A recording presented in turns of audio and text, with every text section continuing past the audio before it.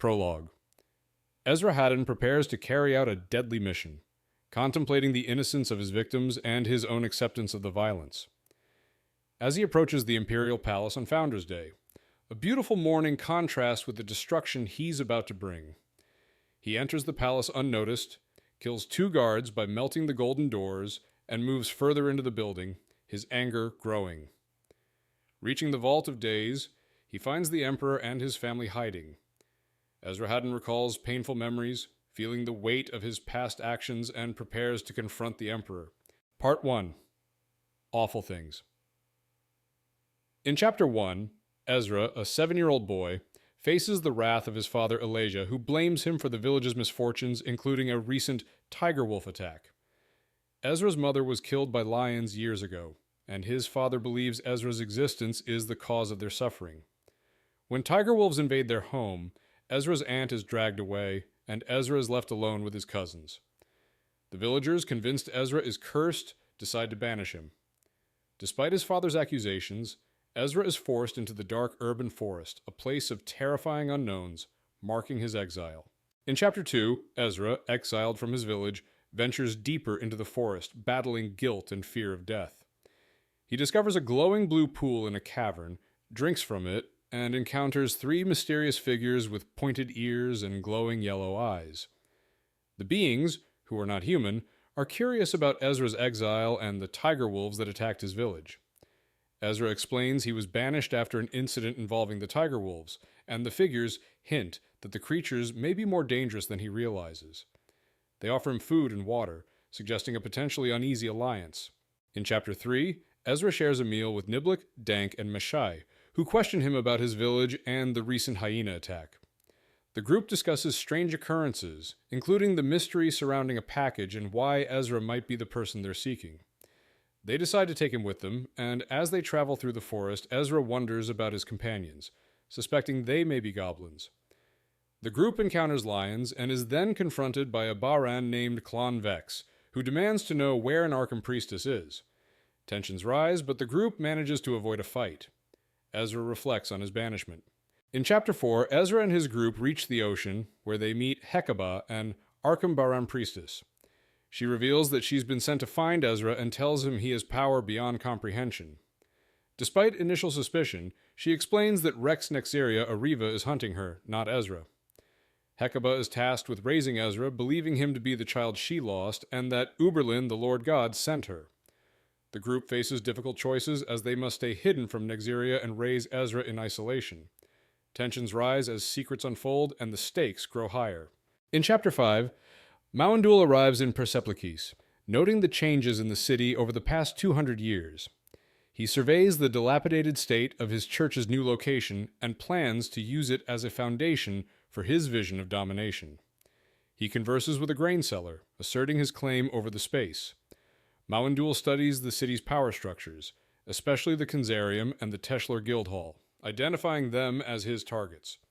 He encounters his former mentor, Yulrik, who hints at a coming upheaval and expresses disinterest in Mawandul's plans. Mawandul's new strategy involves fostering corruption to topple the Empire. Part 2. New Beginning. In Chapter 6, Ezra embarks on a foraging journey with Hekaba on his 13th birthday, anticipating something significant. As they travel, Hekaba tests Ezra's knowledge of history and magic, hinting at his latent power. She leads him to a dangerous field, revealing cryptic messages from an ancient tablet bearing both their names, which ties Ezra to a mysterious destiny. Suddenly, a pride of lions approaches, and Hekaba covers herself in blood, forcing Ezra to act. With a surge of inner power, he commands the lions to retreat, realizing his ability to control natural forces. Hekaba watches, satisfied with his awakening power. In Chapter 7, Bishop Venlin, secretly Mawandul, pressures Master Rawlings to admit Darius into the Teshlar Academy despite his poor performance. Tensions rise when Darius provokes and physically attacks his guide Jerish, who displays impressive restraint. Although Rawlings initially decides to expel Darius, Venlin produces a forged decree, forcing Rawlings to allow him to stay. Mawandul subtly manipulates Jerish, praising his skill and instilling a sense of destiny in him while cautioning against the Kanzarium, whom he portrays as a threat to the Empire. Maundul's influence grows, aligning Jerish with his own hidden agenda. Part 3. Hidden Gifts. In Chapter 8, Ezra and his family sail on the Great Excuse to the mysterious Clune settlement, where he senses Hecuba's burden. Intrigued by her mysterious package, Ezra begins to grasp his role as the hand of Uberlin, sensing an inevitable pull towards a powerful destiny. As they reach shore, they discover Clune casualties after a brutal attack by Nexirian forces led by the traitor Benka. Ezra finds a dying Hecuba, who entrusts him with Uberlin's gift and urges him to accept death's place in life. With her passing, Ezra faces a pivotal loss and a new path forward. In Chapter 9, Ezra buries Hecuba and vows revenge on the warlord responsible for her death. Guided by a mysterious bird, he finds Uberlin's gift, an ancient relic called the Gri Erlikon. As he puts on a strange robe that changes colors and brings unexpected warmth, he feels a renewed purpose. Ezra visits his old village, Haddon, only to face scorn and hostility from villagers who still resent him. After learning his family is dead and seeing the village's desperate state, he pledges to kill Benka, the warlord oppressing them, before leaving to pursue his new mission. In Chapter 10, Rappaport and Wardley contemplate strategies for dealing with Shahabad's corrupt leader, Lord Benka, while observing local customs. They notice Ezra, a powerful young artist radiating intensity and wearing striking clothing, who approaches Benka's home. Driven by vengeance for his mother's death, Ezra demonstrates lethal power, suffocating Benka's men without hesitation. Recognizing his strength, Rappaport and Wardley decide to let Ezra handle Benka, who is already on their target list. Rappaport senses Ezra's raw, untrained talent, acknowledging his formidable abilities, as the duo considers whether to intervene or let the vengeful youth do their job for them. In Chapter 11, Ezra confronts the Arkham Baran emissary, who demands the Gri Erlikon robe. As a powerful storm rages, Ezra is caught between survival and handing over the robe. The Baran begins to don the robe, which changes color to a deep red, and Ezra witnesses its power as the emissary melts away upon touching it. The storm dissipates, leaving Ezra in shock. Though the robe is no longer a threat, Ezra is left grappling with the mysterious power it holds and the dangerous forces that continue to pursue him. In Chapter 12, Ezra contemplates his actions after killing Benka and his men. He is joined by Rappaport and Wardley, who are recovering from injuries. Rappaport expresses frustration with Ezra's lack of empathy for the city's suffering. As they work to rescue survivors, Rappaport considers Ezra's powers and wonders if he could become a dangerous rogue like Ruby Finn. Rappaport proposes Ezra attend the Kenzarium to learn control, and he agrees. Meanwhile, Wardley decides to stay behind to help rebuild Shahabad, leaving Rappaport and Ezra to continue their journey. Rappaport shares her painful past, and Ezra reveals his tragic upbringing. In Chapter 13, Sadar Shakar and Hannes prepare for a private meeting with the Emperor, but are instead forced to wait in a long line. As they pass time, Hannes expresses frustration with the worsening treatment of Frey in the capital, particularly with the growing influence of the Church of Nifron. They finally meet with Emperor Narayan, only to be dismissed without consideration for their proposal to become emissaries to Eravania. The Emperor listens attentively to a human envoy's tale of failure, but rejects the Frey's request without discussion. Disheartened, Hannes and Sadar Shakar reflect on the growing divide between humans and Free. Part 4.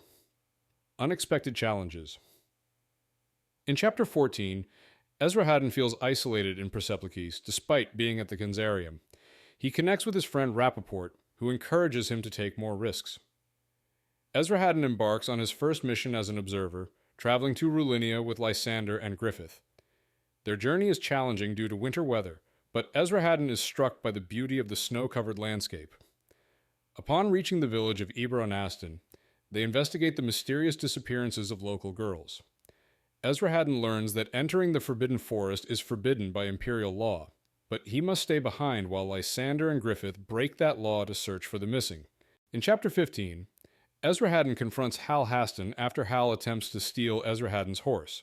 After overpowering Hal, Esrahaddon accuses him of murdering 4 girls, and the village learns of Hal's crimes. Hal threatens to frame everyone if exposed. Esrahaddon is locked in a root cellar, where Hal arrives to kill him, but Esrahaddon escapes using his power, causing massive destruction. Hal is left handless, and Esrahaddon sets his house on fire. He then ties Hal to his horse and heads into the forest. Along the way, Hal reveals stories of a witch, while Esrahaddon reflects on his purpose and powers. In Chapter 16, Esrahaddon, guided by Ruby Finn, navigates a sacred forest and uncovers his potential role in destroying the Empire.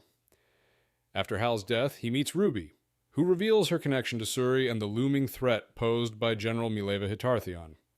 Ruby offers Esrahaddon 3 requests: take her horses, Ilinia, and return in 7 years to kill Mileva. Esrahaddon is later tasked with reporting his journey to the Kenzarium, where he omits key details including the prophecy. He advocates for Ilinia, a young woman with no home, and seeks Kenzarium support to help her survive in the capital. Part 5 Tutors. In Chapter 17, Esrahaddon, now a member of the General Assembly, struggles with loneliness and emotional turmoil following Rappaport's departure. He stumbles into a dangerous situation when a young boy accuses a group of men led by the wealthy Randolph Curtilus of running a slave trade. Despite Curtilus bribing the city watch to overlook the crime, Esrahaddon steps in, using his new authority to expose the truth. He frees the women locked in the wagon, one of whom, Ilinia, recognizes him. The boy hints at a larger network of abductions, leading Esrahaddon to question the child's true identity. In Chapter 18, Jerish Greylot arrives late for a meeting with the Emperor and is directed by a mischievous boy to the throne room. After a loud entrance, Jerish meets Emperor Narayan Teshlor Knight, Gaylord Sire, and other officials. The Emperor reprimands Jerish for his tardiness, and a conversation unfolds about his past competition history. Jerish is questioned about refusing to fight Darius Saret's son, who was later expelled. The boy reveals himself as Esrahaddon of Kalinia. The Emperor then appoints both Jerish and Esrahaddon as tutors to Prince Nevrik, tasking them with shaping his future as Emperor. In Chapter 19, Esrahaddon is reluctantly assigned to teach Prince Nevrik, who is to be groomed for leadership. Esrahaddon objects, preferring a more practical role, but Offman insists it's an opportunity for influence within the palace. The prince, a precocious and bored child, quickly engages Esrahaddon with witty remarks and unexpected knowledge. Esrahaddon struggles with the idea of educating the royal heir and visits Ilinia's home, where he accidentally causes a scene by damaging wine jugs. Using his power, he repairs the damage and restores the items, impressing Ilinia, who is grateful for his help and emotional support. In Chapter 20, Esrahaddon discusses his meeting with Ilinia, revealing that she's facing eviction after being let go from her job. Nevrik, showing unexpected concern, suggests that Esrahaddon should help her, but Esrahaddon admits he has no resources to offer. The conversation shifts to Nevrik's isolated life, where he confesses his lack of real friends.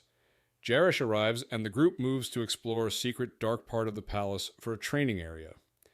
Eventually, they discover the Vault of Days, where Nevrik reveals that his family is essentially imprisoned within the palace, unable to safely leave due to threats against them. In Chapter 21, Esrahaddon learns about the escalating political tensions within the Empire. At a meeting with Tenzar Isilpersan, he hears that the Teshlor Guild is pushing anti-magic rhetoric and seeking to eliminate the Kenzarium's influence. Esrahaddon realizes that the Teshlors want to control the Empire, even if it means turning the Emperor against them. Meanwhile, Jerish attends a Teshlor Guild meeting where they discuss the perceived threat from the Kenzarium, particularly their efforts to limit the Emperor's power. The chapter ends with Esrahaddon meeting Bishop Venlin, who hints at a proposal to sway his loyalties. Part 6. A House Divided. In Chapter 22, nearly 4 years later, Sadar Shakar and Hannes Orphi navigate the tense streets of the imperial capital. They encounter a man named Bishop Venlin of the Church of Nifron, who claims to be on their side despite his church's anti-Frey rhetoric. Venlin reveals he has secretly supported their careers, including arranging their housing and intervening in an incident at the Baths of Barbary. He proposes an alliance, suggesting that they open diplomatic relations with Erevania, which would benefit both Frey and humans. Venlin offers to fund their expedition, pledging full support while cautioning them to keep their actions secret from the Emperor.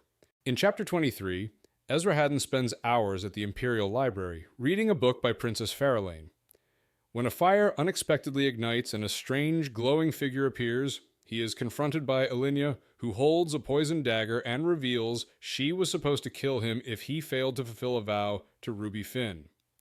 As they talk, a massive shadow beast attacks and Esrahaddon struggles to protect them. After an intense battle, the creature is destroyed, but Elenia's pendant begins choking her. Esrahaddon saves her and they retreat to the Cinzarium, where Esrahaddon learns Elenia couldn't kill him, as she had grown fond of him. In Chapter 24, Esrahaddon is interrogated by Isilporsan, Offman, and Yulric about his recent actions and the pendant. He explains his encounter with a fanged shadow beast and reveals Ruby Finn's resurgence. Esrahaddon recalls a past pledge to destroy Riva Mileva Hitartheon. The conversation shifts to Esrahaddon's robe, the GRY Erlikon, linked to the god of darkness. A tense meeting with Emperor Narian follows, where Esrahaddon argues for his mission with Jerish and Elenia.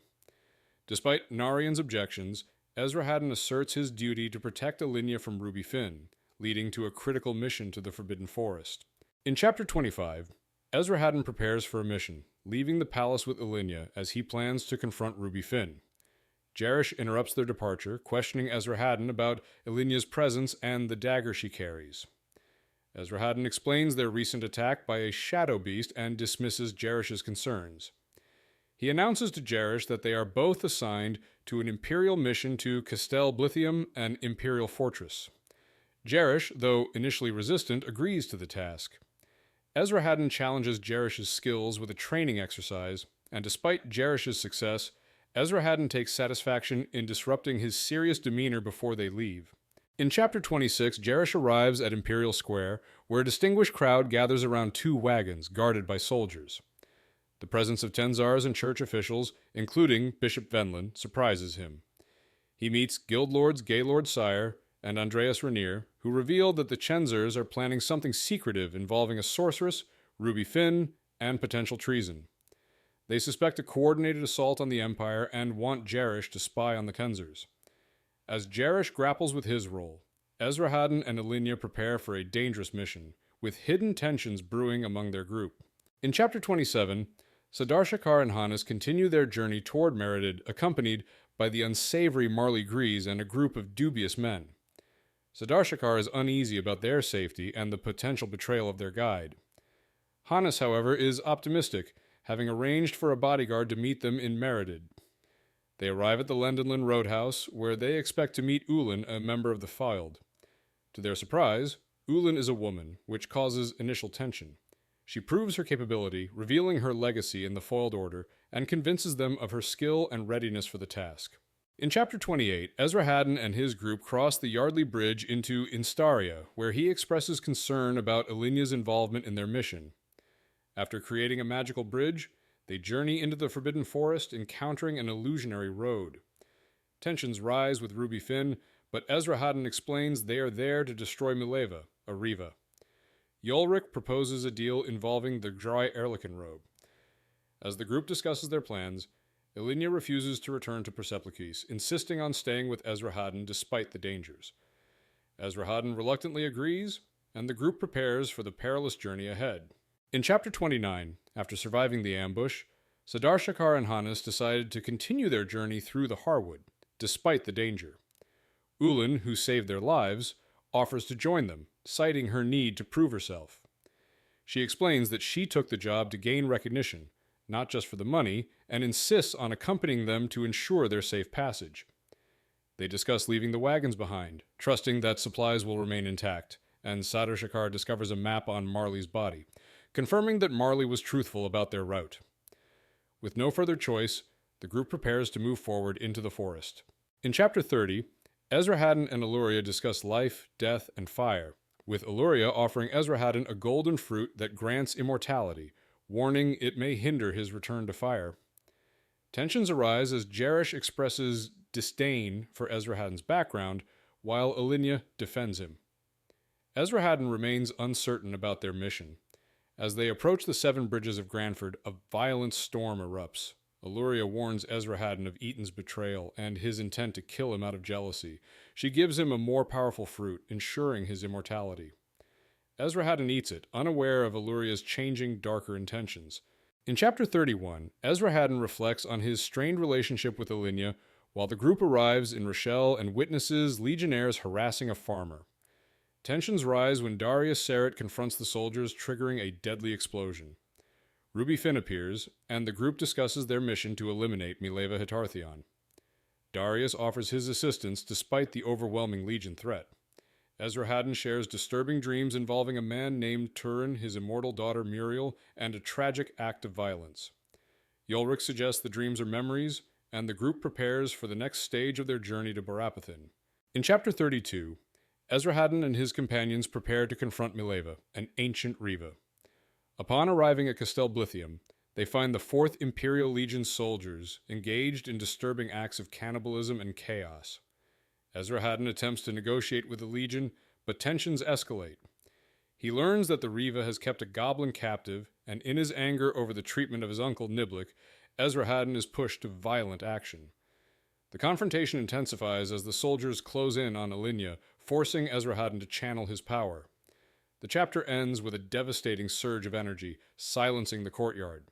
In Chapter 33, Esrahaddon and his group navigate a decaying citadel to find Esrahaddon's uncle, Niblik, who is imprisoned inside. After freeing Niblik, they encounter a powerful enemy, the Leash, a Bahran warrior.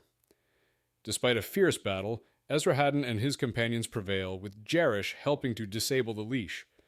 Niblik, relieved and grateful, joins them in planning their next move. They discuss their mission to destroy Mileva's pile of bones, which is hidden underwater. Esrahaddon plans to confront the danger, with Ilinia tasked to warn Yulrik and Ruby, while the group prepares to act. In Chapter 34, Ilinia struggles with the fear that stems from confined spaces, a trauma rooted in her past, despite having no specific traumatic event to explain it. As she navigates through Mileva Hitarthion's mansion, the sense of entrapment intensifies. Ilinia delivers a message from Esrahaddon, sharing that he has found his uncle, and everyone is expected to enjoy their stay. Meanwhile, Ruby and Yulrik engage with Mileva, discussing the mysterious robe and the Riva's history. Tensions rise as Yulrik questions Mileva's motives and past actions, revealing deeper secrets about their shared history and unanswered mysteries. In Chapter 35, Jerish and Esrahaddon approach the cursed bone pile in a boat, with Jerish insisting on accompanying Esrahaddon despite the dangers. Esrahaddon struggles to harness the art to destroy the pile, realizing it's protected by a powerful shield.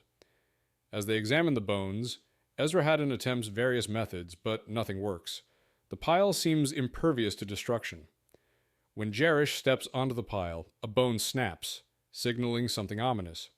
The tension heightens as they realize the pile may be more dangerous than they anticipated, and Esrahaddon's uncertainty about how to deal with it grows. In Chapter 36, Ilinia tries to escape the tense atmosphere, but is interrupted by Mileva, who shifts her anger toward Esrahaddon and Yulrik. Amid the chaos, Ruby struggles against Mileva's magic, but is eventually overpowered. Ilinia notices spectral figures aiding Esrahaddon and Jerish in clearing bones, revealing spirits at work. Ruby is overwhelmed by flies, while Yulrik remains detached. Mileva's deteriorating state grows more intense as she reveals her intentions to free chaos. Ilinia stabs Mileva with a poisoned dagger, and as Mileva screams, Yulrik explains her fate. Meanwhile, Jerish survives a near drowning, finding himself surrounded by bones. In Chapter 37, Esrahaddon returns to the inlet, where he reunites with Ilinia and learns of Ruby Finn's fate. Mileva's spirit has possessed the Castel Blithium, and Ilinia explains, the dagger wasn't meant to kill Ruby, but was just something she carried. Yulrik reveals he placed a containment seal on the building, preventing Mileva's escape. The group discusses their next steps, deciding to travel to Krillian. As the ship sails, Esrahaddon and his companions reflect on their journey. Niblik shares a heartfelt goodbye with Esrahaddon, expressing his pride and sadness at their separation. In Chapter 38, Irawandona is guided by Deva to meet a group of Frey across the Nidwalden River. Deva urges him to approach, as his connection to Osla could give him political leverage. The Frey, including Cylindra, curator of the Frey, are unsettled, and Irawandona offers to speak with them. A bridge is extended across the river, and Irawandona crosses to face the unknown. As he prepares for the first contact with the Western rulers, tensions rise and alliances shift, with Miralith supporting him if he restarts the Runic War. He approaches the visitors, ready for negotiations. In Chapter 39, Jerish and Esrahaddon arrive at the palace to find the doors closed and guarded suspiciously. After confrontation, they learn from Prince Neverick that Gaylord's sire was killed in an explosion, possibly by the Tensor. Emperor Narayan arrives and explains that Mawandul is manipulating the conflict between the Tenzar and Teshlar Guild to destroy the Nifron dynasty.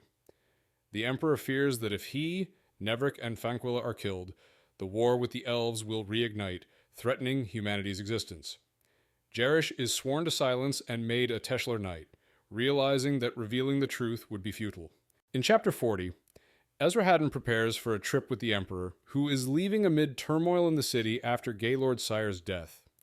He meets Isilperson, who questions him about the murder, but he denies any involvement. Esrahaddon shares a moment with Elinia before departing. In the Imperial Plaza, Bishop Venlin warns Esrahaddon that the Emperor is unknowingly about to return the Horn of Gilendora to the Elves, which could reignite the war and doom humanity. Venlin urges Esrahaddon to prevent this by taking the horn, suggesting the church will protect him, though Esrahaddon remains cautious about the bishop's intentions. In Chapter 41, Esrahaddon, Jerish, and the group continue their journey toward Meridid. Jerish becomes suspicious of the Emperor's motives, while Neverick grows increasingly troubled. Jerish urges Neverick to continue his training sparring with Frey Lady Elan, whom he eventually yields to. Esrahaddon confronts Neverick about lying regarding a carved figurine, uncovering his secret intentions to bridge the gap between the Kenzarium and Teshlar Guild. Later, Jerish deliberately loses a sparring match to Elan, explaining that true worth is found in the heart, not in victory. Elan begins to understand her father's affection for humans. In Chapter 42, the Emperor's caravan reaches the Nidvalden River after a tough journey. Esrahaddon, while listening to Neverick's revelation about the political struggle surrounding the Emperor's succession, realizes the tension is escalating. As the group prepares to meet the elves, the Emperor's son, Narayan, refuses to hand over the horn and asserts his authority. After a tense exchange with the elves, Narayan unlocks the tower, proving his lineage. Inside, Esrahaddon experiences strange voices and power within the tower, sensing its deep connection to the art, though he remains uncertain of the voices' source. The chapter ends with the group continuing their journey forward. In Chapter 43, Krem leads the group through the tower, revealing rooms like the Hall of Regret, where swords were made for creating Gilarabrans, creatures born of sacrifice. As the group discusses the past, Neverick rushes ahead, and they hear horrific screams. An enormous black-scaled creature attacks, killing knights and elves. Esrahaddon realizes the creature is a Gilarabran and forms a protective weave, trapping the beast in the doorway. As the creature struggles, Jerish and others flee, while the monster retaliates with fire. Esrahaddon's magic offers a brief reprieve, but the danger remains as the tower fills with smoke and flames. In Chapter 44, Krem confronts Offman, demanding the release of his beloved Indus from the tower. Esrahaddon admits to sealing the tower, leading to a tense confrontation in which he learns Krem caused deaths at the feast and created the Galarabrun. After a battle, Esrahaddon kills Krem. Emperor Narayan appears, reveals a militant sect aiming to restart the war, and learns of Krem's involvement in the poisonings. Narayan entrusts Esrahaddon with the Horn of Gilendora, explaining its role in keeping peace with the elves. He orders Esrahaddon to protect it, warning it is vital for mankind's survival. In Chapter 45, Mawandul, in hiding, plots to regain power as Patriarch, mobilizing a covert following. Discovering the Emperor's return, his plans intensify. Esrahaddon, realizing Mawandul's identity as the bishop, hurries to warn Emperor Narayan, who entrusts Esrahaddon with the task of taking his son, Neverick, to safety, to ensure the family line survives. Esrahaddon feels sidelined, especially by the Emperor's trust in the enigmatic imperial painter. A mysterious exchange between Esrahaddon and the painter hints at Esrahaddon's significant destiny and the web of fate, suggesting unseen connections and foreshadowing future conflicts and responsibilities. In Chapter 46, Jerish struggles with grief and feels a mysterious loss for a woman he barely knew. He meets Esrahaddon and Neverick, who reveal that Bishop Venlin is actually the disguised Mawandul, an enemy using magic. Esrahaddon leads Jerish to the villa of Ingram Everburton, where they find temporary refuge under the guise of relatives from Ryanilion. Everburton agrees to host them reluctantly, while Esrahaddon hints at the Emperor's plan to protect the disguised Crown Prince Nari. Jarish's concerns about his role deepen as he faces the uncertainty and dangers of their hidden mission. In Chapter 47, Esrahaddon is accused of destroying the Cinzarium, part of a scheme by Mawandul, who's pretending to be Bishop Venlin. Esrahaddon learns from Yulrik that Mawandul's plan has spanned centuries, and his power makes him nearly unstoppable. As Esrahaddon contemplates his role and the powers at play, he realizes the significance of his mystical robe. Yulrik helps him craft protective medallions for Nevrik, allowing Esrahaddon to track him while concealing him from magical searches. In his final preparations, Esrahaddon writes a farewell to Ilinia and makes a plan for an impending confrontation. In Chapter 48, Jarish and Nevrik wait in a market alley contemplating their uncertain future. Nevrik, feeling desperate, questions whether they should leave if Grinder, Esrahaddon, doesn't return. Jarish struggles with decisions, feeling inadequate, but maintains hope when Esrahaddon arrives unexpectedly.